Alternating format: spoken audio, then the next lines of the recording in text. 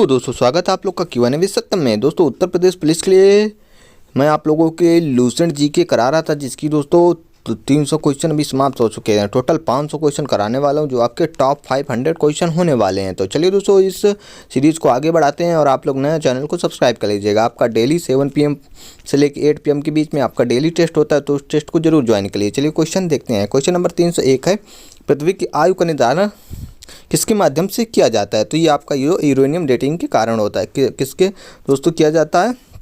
आयु का पता लगाने के लिए यूरेनियम डेटिंग से करते हैं। दोस्तों कुछ मोस्ट इंपॉर्टेंट फैक्ट भी होंगे, तो वो भी मैं आपको साथ साथ बताता चलूँगा, जो आपकी परीक्षा के लिए इंपॉर्टेंट होने वाले हैं। किस संलयन द्वारा सूर्य से ऊर्जा उत्सर्जित होती है? तो आपका नाभिकीय संलयन होता है। जो नाभिकीय संलयन होता है, इस पर सूर्य की ऊर्जा उत्सर्जित होती है। और दोस्तों नाभिकीय संलयन पर आपका जो है ये हाइड्रोजन बम भी काम करता है। क्या दोस्तों? हाइड्रोजन बम भी आपका इस पे काम करता है, नाभिकीय संलयन पर। और दोस्तों नाभिकीय विखंडन पर आपका परमाणु बम कार्य करता है। आपसे पेपर में ये क्वेश्चन पूछे जा चुके हैं कई बार। चलिए अगला क्वेश्चन देखते हैं।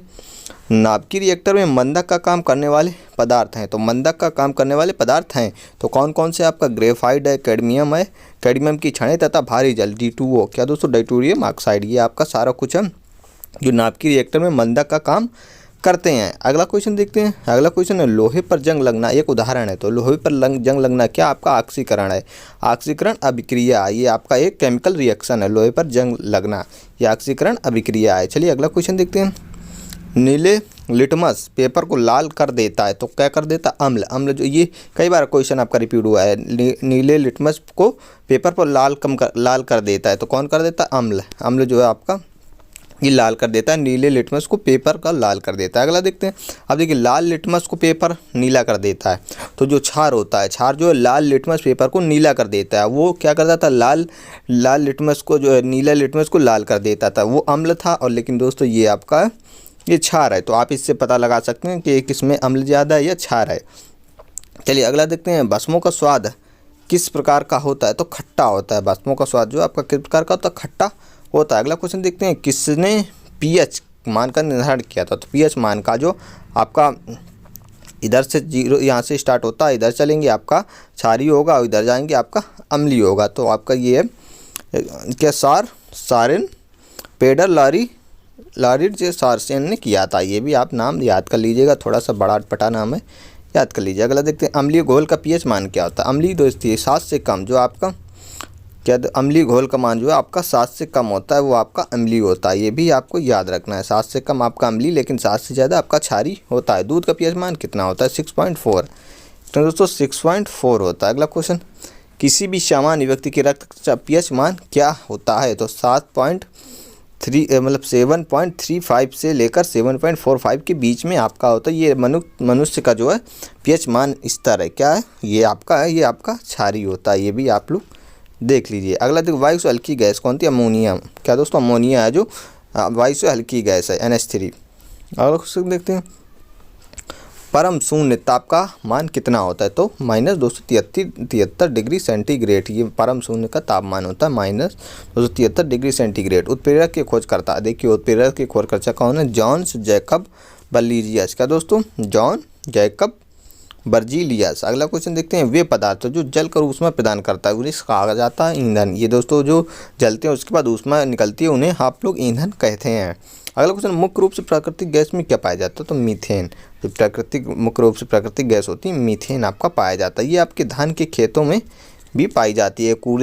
कूड़ा करकट जहाँ भी होगा दोस्तों, ये मीथेन ही आपकी गैस पाई जाएगी। गोबर गैस भी होती है, उसमें भी मीथेन आपकी निकलती है। अगला क्वेश्चन देखते हैं। गोबर गैस में पाई जाने वाली कौन सी है? तो ये आपकी मीथेन है। ये आपको याद रखना है। खाना बनाने में उपयोग किए जाने वाली LPG गैस पाए जाने वाले मुख्य गैस हैं। तो इसमें देखिए ये ब्यूटेन पाया जाता है। क्या दोस्तों? C4H10। इसका फार्मूला भी आपसे पूछ सकता है। ब्यूटेन का फार्मूला क्या? तो C4H10 है ब्यूटेन का फार्मूला। LPG गैसों में ये पाई जाती है।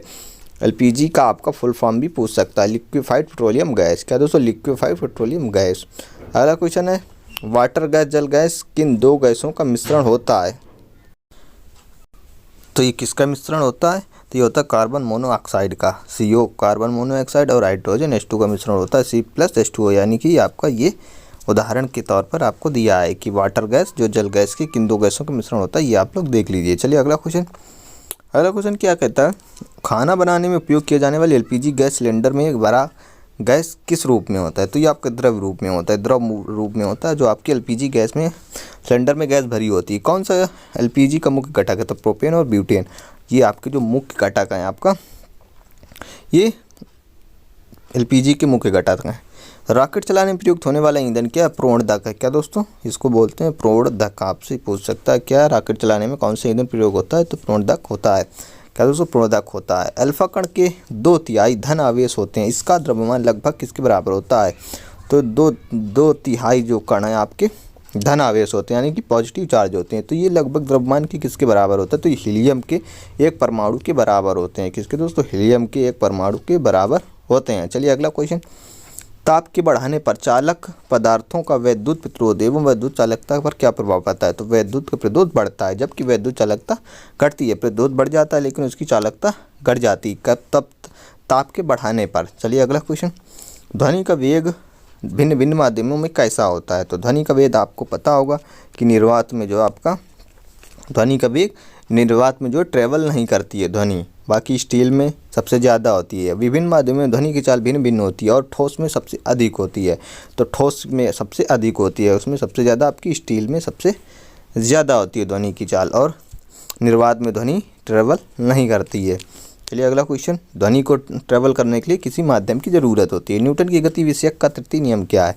तो प्रतिक्रिया के लिए सदैव एक बराबर और विपरीत दिशा में प्रतिक्रिया बल लगाना, ये न्यूटन का जो गति विषयक का तृतीय नियम कहता है। न्यूटन के कितने नियम है? तृतीय नियम दिए गए हैं। तो इसमें क्या, जैसे कि आपके इस तृतीय नियम क्या बोलता है? प्रतिवर्ती क्रिया। आप अगर किसी के क्रिया करेंगे तो उसकी एक विपरीत क्रिया भी होगी, यानी कि बल एक क्रिया जरूर लगेगा। चलिए अगला क्वेश्चन है। भारी जल का किसका ऑक्साइड है? तो ये डाइटूरियम का है। किसका दोस्तों? डाइटूरियम का है भारी जल, ये D2O इसका फार्मूला है। चलिए अगला क्वेश्चन। माइक्रोफोन का आविष्कार किसने कौन है? ये आपके क्या दोस्तों? एमिली बर्लिनर है, जिन्होंने किया था 1876 में इसका आविष्कार। अगला क्वेश्चन देखते हैं। कृत्रिम रेडियो सक्रियता द्वारा प्राप्त रेडियो सक्रिय समस्थानिक का प्रयोग कहाँ कहाँ होता है? तो कृषि रोगों के उपचार में जो नाभिकीय खोजों में करते हैं। किसके? कृषि रोगों के उपचार में व नाभिकीय खोजों में। परमाणु बम कौन से सिद्धांत पर कार्य करता है? ये आपका नाभिकीय विखंडन पर कार्य करता है, मैंने आपको शुरुआत में बताया था। अगला क्वेश्चन।